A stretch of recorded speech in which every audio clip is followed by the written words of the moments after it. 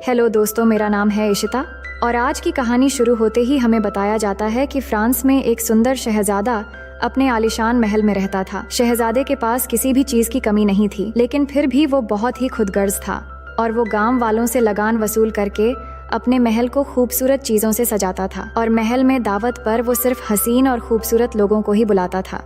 फिर एक रात तूफान से बचने के लिए एक बिन बुलाया मेहमान उसके महल में आती है और शहजादे को तोहफे में एक गुलाब देती है, पर उसके बदसूरत चेहरे को देखकर शहजादे ने उस तोहफे को ठुकरा दिया। ये देखकर वो बूढ़ी औरत शहजादे को समझाते हुए कहती है कि खूबसूरती सूरत में नहीं बल्कि दिल में होती है। लेकिन जब शहजादा बदतमीजी से बाज नहीं आया, तभी वो बदसूरत बूढ़ी औरत अचानक एक खूबसूरत जादूगरनी में बदल गई और वो जादूगरनी समझ गई थी कि शहजादे के दिल में प्यार बिल्कुल भी नहीं है। इसलिए शहजादे को सजा देने के लिए वो उसे एक श्राप देकर बीस्ट यानी एक दरिंदे में बदल देती है और पूरे महल और वहाँ रहने वालों सभी पर एक जबरदस्त जादू कर देती है। लेकिन इस श्राप से मुक्ति पाने के लिए जादूगरनी बीस्ट को एक गुलाब का फूल भी देती है और कहती है कि इस जादुई गुलाब के आखिरी पंखुड़ी गिरने से पहले अगर तुम्हें किसी से प्यार हो जाती है और वो भी तुमसे प्यार करती है तो तुम फिर से एक बार बीस्ट से इंसान बन जाओगे। लेकिन अगर इस गुलाब की आखिरी पंखुड़ी गिरने से पहले ऐसा नहीं हुआ तो फिर तुम अपनी पूरी जिंदगी एक बीस्ट बनकर बिताओगे।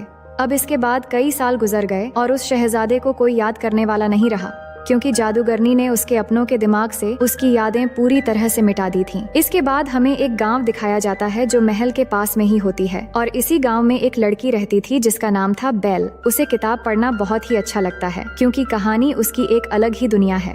और उसी गाँव में एक लड़का भी रहता है जिसका नाम है गैस्टॉन। वो बेल को बहुत पसंद करता है और उसे शादी भी करना चाहता है, पर बेल उसे बिल्कुल भी पसंद नहीं करती। लेकिन गैस्टॉन बहुत कोशिश करता है बेल को मनाने के लिए, मगर उसे कुछ भी हासिल नहीं होता। फिर हम बेल के पिता को देखते हैं जो एक इन्वेंटर होते हैं और वो एक दिन शहर जाते हैं सामान खरीदने के लिए, लेकिन वापस आते समय वो जंगल में भटक जाते हैं और जंगल के रास्ते में कुछ भेड़िया उनके ऊपर हमला कर देते हैं। पर वो उन भेड़ियों से बहुत मुश्किलों के बाद बचते हुए उसी महल की तरफ चले जाते हैं जिस महल में वही बीस्ट रहता है।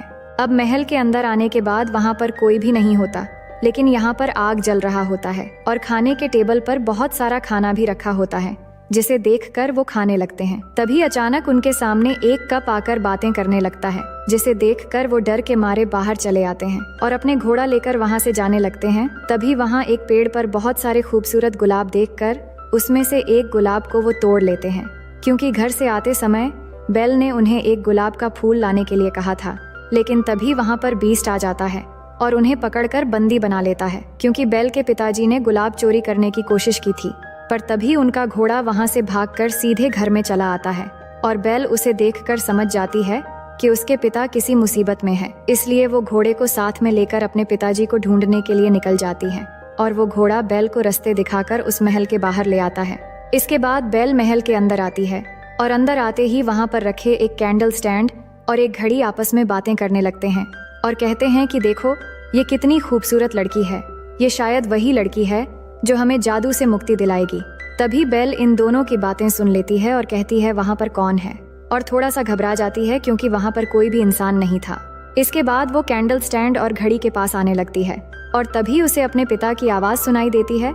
तो कैंडल स्टैंड उठाकर वो ऊपर की तरफ चली जाती है जहाँ पर उसके पिता को बीस्ट ने बंदी बनाकर रखा था और उसके पिता उसे देखकर कहते हैं ये एक जीता जागता महल है, तुम यहाँ से चले जाओ इससे पहले कि वो हैवान तुम्हें देख ले। पर इससे पहले बेल वहाँ से निकल पाती तभी वहाँ पर बीस्ट आ जाता है, जिसे देखकर बेल डर जाती है। पर वो बीस्ट से कहती है मैं अपने पिता से मिलना चाहती हूँ, उन्हें छोड़ दो। जिस पर बीस्ट कहता है कि तुम्हारे पिता ने मेरा गुलाब चुराया है, जिसकी सजा उम्र कैद है, और अगर ये दरवाजा एक बार किसी के लिए बंद हो गया तो दोबारा ये दरवाजा कभी भी नहीं खुलेगा। लेकिन बेल कहती है कि मुझे अपने पिता से एक आखिरी बार मिलने दो, जिसके बाद वो बेल के लिए दरवाजा खोल देता है। तभी बेल अंदर जाकर अपने पिता को बाहर धकेल देती है और दरवाजा बंद कर देती है, क्योंकि बीस्ट ने कहा था कि एक बार दरवाजा बंद हो गया तो दोबारा कभी नहीं खुलेगा।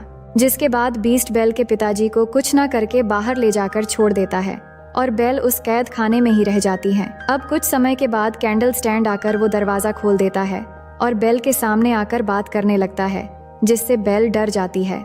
तभी वहाँ पर वो घड़ी भी आ जाता है और बेल से कहता है कि हाँ, यहाँ पर सभी चीजें बात कर सकते हैं और डरने की कोई जरूरत नहीं है।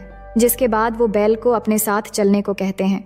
दरअसल ये सभी पहले इंसान ही थे, जिसमें से कोई महल का नौकर, पहरेदार या और भी बहुत सारे लोग थे। पर जादूगरनी ने जब श्राप दिया था तो शहजादे के साथ साथ महल के सभी लोग कोई ना कोई चीजों में बदल गए थे, और ये लोग बदलने के बाद भी अब चल फिर सकते हैं और बातें भी कर सकते हैं। इसके बाद ये दोनों बेल को ले जाकर एक कमरा देते हैं जहाँ पर वो रह सके, क्योंकि इन सभी को लगता है कि बेल ही शायद वो लड़की है जो इन सभी को श्राप से मुक्ति दिला सकती है। वहीं जब बीस्ट को ये सारी बातें पता चलती है तो वो कैंडल स्टैंड और घड़ी के ऊपर गुस्सा होता है। तभी घड़ी उसे कहता है कि शायद यही वो लड़की है जो हम लोगों को श्राप से मुक्ति दिला सकती है, इसलिए तुम्हें उसके पास जाना चाहिए और उससे प्यार से बात करना चाहिए। पर बीस्ट इस बात से और भी ज्यादा गुस्सा हो जाता है, पर यहाँ पर रहने वाले सभी मिलकर उसे समझाते हैं और वो मान जाता है, क्योंकि उसके वजह से ही यहाँ रहने वाले सभी लोग श्रापित हैं। इसलिए वो बेल से मिलने के लिए उसके कमरे के बाहर जाता है और उसे साथ में खाना खाने के लिए कहता है। पर बेल उसे मना कर देती हैं और कहती हैं कि तुम्हारे साथ खाना खाने से अच्छा मैं भूखा ही रह जाऊं। ये सुनकर बीस्ट गुस्सा हो जाता है और उसे कहता है तो ऐसा ही होगा, तुम्हें कोई भी यहाँ पर खाना नहीं देगा। ये कहकर वो वहाँ से चला जाता है। उसके बाद वो उस जादुई गुलाब के पास आता है जिसका आखिरी पंखुड़ी गिरने के बाद वो हमेशा के लिए एक बीस्ट बनकर रह जाएगा, और वो देखता है कि उस गुलाब के बहुत सारे पंखुड़ी अब तक टूटकर गिर चुके हैं और बाकी पंखुड़ी भी बहुत ही जल्दी गिरने वाले हैं। वहीं दूसरी तरफ हम देखते हैं कि बेल के पिता वापस अपने गांव में चले आते हैं और गांव वालों को उस महल के बारे में कहने लगते हैं और बीस्ट के बारे में भी कहते हैं, पर उनके बातों पर कोई भी विश्वास नहीं करता और सब मजाक समझने लगते हैं। लेकिन यहाँ पर गैस्टन उन्हें कहता है कि मैं तुम्हारी बातों पर विश्वास करता हूँ, मुझे वहाँ लेकर चलो, मैं तुम्हारी बेटी को बीस्ट के पास से छुड़ाकर वापस लेकर आऊंगा। वहीं महल के अंदर हम कैंडल स्टैंड, घड़ी और बाकी सभी चीजों को देखते हैं जो बेल के लिए खाने की तैयारी करते हैं और बेल की मेहमान नवाजी करने के लिए उसे खाने पर बुलाते हैं, और सभी मिलकर गाना गाते हुए बहुत अच्छे से बेल के सामने खाना पेश करते हैं। और खाना खत्म होने के बाद बेल को अपने कमरे में जाकर आराम करने के लिए कहते हैं, पर बेल अपने कमरे में न जाकर महल की एक दूसरे कमरे में चली जाती है जहाँ पर वो जादुई गुलाब रखा हुआ था। वहाँ जाकर वो उस गुलाब को छू कर देखने वाली होती है। तभी वहाँ पर बीस्ट आ जाता है और बहुत गुस्सा होकर कहता है, तुम यहाँ पर क्या कर रही हो? तुम्हें अंदाजा भी है उस गुलाब को छूने से क्या हो सकती थी? ये कहकर वो उसे डांट कर वहाँ से चले जाने के लिए कहता है। ये सुनकर बेल रोते हुए महल से बाहर चली जाती है और एक घोड़ा लेकर अपने घर की तरफ जाने लगती है, पर जंगल के रास्ते में कुछ भेड़िया आकर उसे घेर लेते हैं, और इससे पहले कि वो भेड़िया उसके ऊपर हमला करके उसे मार डालते, तभी बीस्ट वहाँ पर आ जाता है और इन भेड़ियों से लड़ने लगता है। हालांकि वो सभी भेड़िया भी उसे घेर कर मारने की कोशिश करते हैं, लेकिन आखिर में वो सबको डराकर वहाँ से भगा देता है, मगर वो खुद भी बहुत घायल हो जाता है। अब बेल उसे घायल देखकर उसे बचाने के लिए ना चाहते हुए भी फिर से उस महल में चली आती है और महल में ले आकर बीस्ट की मरहम पट्टी करती है और उसकी देखभाल करने लगती है। और वहाँ पर रहने वाले सभी ये देखकर बहुत ही खुश हो जाते हैं, क्योंकि सभी चाहते हैं कि दोनों के बीच में प्यार हो जाए, जिस वजह से उन सभी को श्राप से मुक्ति मिल जाएगी। इसके बाद हम गैस्टन के दोस्त और उसके साथ बेल के पिता को देखते हैं जो उस महल की तरफ आ रहे थे, पर जंगल में आकर उन लोगों को महल में जाने का रास्ता नहीं मिलता, जिस वजह से गैस्टन बहुत ही गुस्सा हो जाता है और बेल के पिता को कहता है, दरअसल तुम्हारे दिमाग की हालत अब ठीक नहीं है, यहाँ पर कोई भी महल या बीस्ट नहीं है, ये सब बकवास है, इसलिए हमें वापस चलना चाहिए। और वो बातों बातों में ये भी कह देता है कि मैं तुम्हारी बेटी से शादी करना चाहता हूँ। ये सुनकर बेल के पिता उसे कहते हैं कि मैं जब तक जिंदा हूँ तुम्हारा ये सपना कभी भी पूरा नहीं होगा। ये सुनकर गैस्टन बेल के पिता के सामने बहुत बदतमीजी से पेश आता है और उन्हें थप्पड़ मारता है, जिसके बाद उन्हें एक पेड़ के साथ बांधकर अपने दोस्त को लेकर वहाँ से चला जाता है ताकि रात में भेड़िया आकर उसे मार डाले। लेकिन अगले दिन सुबह वहाँ पर आगाती नाम की एक लड़की आती है जिसे गांव से निकाल दिया गया था। वो आकर बेल के पिता को छुड़ा लेती हैं और उन्हें गांव में वापस लेकर जाती है। वहीं महल में उसी दिन सुबह बीस्ट की तबीयत थोड़ी सी ठीक होती है। तभी बेल उसे एक शायरी सुनाती है, जिसे सुनकर बीस्ट कहता है, क्या तुम पढ़ सकते हो? जिस पर बेल कहती है कि हाँ, मुझे कहानी की किताबें पढ़ना बहुत ही पसंद है। ये सुनकर बीस्ट उसे अपनी लाइब्रेरी में लेकर जाता है, जहाँ पर बहुत सारे किताबें रखे होते हैं, जिसे देखकर बेल बहुत खुश हो जाती है। जिसके बाद बीस्ट उसे कहता है कि तुम चाहो तो यहाँ पर रह सकते हो और अब से ये सब तुम्हारा है। जिसके बाद बेल यहीं पर ही रुक जाती है और धीरे धीरे दोनों के बीच दोस्ती होने लगती है और दोनों एक साथ महल में घूमते हैं और बेल उसे किताबें पढ़कर सुनाती हैं और बीस्ट बेल के साथ में गाना भी गाता है। फिर एक दिन बीस्ट बेल को एक जादुई किताब दिखाता है और कहता है कि इस किताब को छूकर तुम जिस समय में जाना चाहती हो जा सकती हो। जिसे सुनकर बेल कहती है कि मैं पेरिस के उस समय में जाना चाहती हूँ जिस समय में अपनी माँ से अलग हुई थी। और जब वो बीस्ट के साथ उस समय में जाती है तो उसे पता चलता है कि उसकी माँ को प्लेग हो गया था। इसलिए बेल के पिताजी को उसके माँ ने ही कहा था कि बेल को यहाँ से कहीं दूर लेकर जाने के लिए, ताकि उसे भी ये बीमारी ना लग जाए। अब बेल को ये पता लगने के बाद वो बहुत दुखी होती है, जिसके बाद वो बीस्ट को लेकर अपने समय में वापस चली आती है। अब दूसरी तरफ हम देखते हैं कि बेल के पिता वापस गांव में चले आए हैं और वो सभी को बताते हैं कि गैस्टन उन्हें जंगल में मरने के लिए छोड़कर आ गया था। लेकिन गांव का एक आदमी बेल के पिता से पूछता है कि क्या आपके पास इसका कोई सबूत है, जिस पर वो कहते हैं आप लोग आघाती से पूछ लो, उसी ने मुझे जंगल से बचाकर यहाँ लाई है। पर गैस्टन इस बात से इनकार कर देता है और कहता है कि इस लड़की की गवाही नहीं मानी जा सकती क्योंकि इसे गांव से बाहर निकाल दिया गया है। और वो कहता है कि असल में इनकी दिमागी हालत ठीक नहीं है, इसलिए इनकी बेटी भी इन्हें छोड़कर चली गई है। और गैस्टन का दोस्त भी इस बात का झूठा गवाही देता है, जिस वजह से गांव वाले भी गैस्टन की बातों पर विश्वास कर लेते हैं। और अब सभी लोगों को लगता है कि सच में बेल के पिता के दिमागी हालत ठीक नहीं है और पागल खाना भेजने के लिए जोर जबरदस्ती गाड़ी में डालकर बंदी बना लेते हैं। वहीं दूसरी तरफ हम देखते हैं कि बीस्ट और बेल वापस आने के बाद कैंडल स्टैंड बीस्ट से कहता है कि तुम्हें बेल को कह देना चाहिए कि तुम उससे प्यार करते हो। पर बीस्ट कहता है कि वो कभी भी मुझ जैसे दरिंदे से प्यार नहीं करेगी। लेकिन यहाँ पर बोलने वाले सभी चीजें मिलकर बीस्ट को समझाते हैं और उसे अच्छे से तैयार भी करते हैं। और दूसरी तरफ बेल को भी बहुत खूबसूरती से तैयार किया जाता है। असल में वो दोनों महल में डांस करने वाले हैं क्योंकि बेल को डांस करना बहुत ही पसंद है। इसके बाद दोनों मिलते हैं और गाना गाते हुए डांस करते हैं।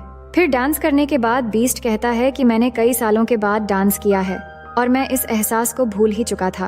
और साथ में बेल के डांस की भी तारीफ करता है। तभी बेल उसे कहती है कि उसके पिता ने उसे डांस करना सिखाया था, जिसे सुनकर बीस्ट कहता है कि तुम्हें उनकी याद नहीं आती। तो वो कहती हैं कि हाँ, मुझे उनकी याद तो आती है, पर मैं क्या कर सकती हूँ, मैं तुम्हारे कैद में जो हूँ। जिसे सुनकर बीस्ट उसे कहता है कि मेरे पास में एक जादुई आईना है जिसमें तुम किसी को भी देख सकते हो। इसके बाद बेल उस आईने में अपने पिता को देखती है, जहाँ पर गांव के लोगों ने उसके पिता को बंदी बना लिया है, जिसे देखकर बेल बहुत ही परेशान हो जाती है। जिसके बाद बीस्ट उसे गांव में जाने के लिए कह देता है और जाने से पहले बीस्ट उसे वो जादुई आईना दे देता है और कहता है कभी भी तुम्हें मेरी याद आए तो तुम मुझे इस आईने में देख लेना। जिसके बाद बेल वो जादुई आईना लेकर वहाँ से अपने गाँव की तरफ निकल जाती है। लेकिन इस बात से महल में रहने वाले सभी चीजें और बीस्ट उदास हो जाते हैं। दरअसल बेल के चले जाने पर सभी ये सोचने लग जाते हैं कि अब वो वापस कभी नहीं आएगी और उनकी श्राप कभी भी खत्म नहीं होगी। और इसी के साथ बीस्ट भी उदास हो जाता है क्योंकि वो बेल से प्यार करने लगा था। इसके बाद बेल गांव में चली आती है और देखती है कि उसके पिता को गांव के लोगों ने बंदी बनाकर ले जा रहे होते हैं। तभी बेल उन सबको रोकती है और गांव वालों को समझाने की कोशिश करती है कि मेरे पिता पागल नहीं है और सच में जंगल पर एक महल है और उसमें एक दरिंदा भी रहता है। लेकिन फिर भी गांव वाले विश्वास नहीं करते, इसलिए बेल गांव वालों को विश्वास दिलाने के लिए उस जादुई आईने में सबको बीस्ट का चेहरा दिखाती है, जिसे देखकर गांव वाले डर जाते हैं। लेकिन बेल सभी को कहती हैं कि डरने की कोई जरूरत नहीं है, तुम जिसे दरिंदा समझ रहे हो असल में वो दिल का बहुत ही अच्छा है और वो किसी को भी नुकसान नहीं पहुंचाता। जिसे सुनने के बाद गैस्टन समझ जाता है कि बेल अब उस दरिंदे से प्यार करने लगी है, इसलिए वो गाँव के लोगों को भड़काने लगता है और डरा कर बीस्ट को मारने की बात करता है और वो बेल को भी उसके पिता के साथ में बंदी बनाने को कहता है। जिसके बाद सभी गांव वाले मिलकर बेल को भी बंदी बना लेते हैं और उसके बाद सभी गांव वाले मिलकर महल की तरफ जाने लगते हैं। और जब गांव वाले बीस्ट को मारने के लिए महल में चले आते हैं, तभी वहां पर बीस्ट के सारे साथी मिलकर गांव के लोगों के ऊपर हमला कर देते हैं और बुरी तरह सबकी पिटाई करने लगते हैं। और इसी बीच बेल मौका पाकर अपने पिता के मदद से गाड़ी के पिंजरे से आजाद होकर बीस्ट की तरफ बढ़ने लगती है। दूसरी तरफ गैस्टन बीस्ट के पास जाता है, जहाँ पर बीस्ट उदास होकर बैठा हुआ था और जाकर उसे कहता है कि तुम्हें क्या लगा दरिंदे, बेल तुमसे प्यार करती है, तुम ऐसा सोच भी कैसे सकते हो कि वो तुम जैसे दरिंदे से प्यार करेगी। उसने ही हम लोगों को तुम्हें मारने के लिए यहाँ पर भेजा है। ये कहकर गैस्टन उसे गोली मार देता है, जिससे बीस्ट नीचे गिरने लगता है और इससे पहले वो नीचे गिरता वो एक गुंबद को पकड़कर लटक जाता है।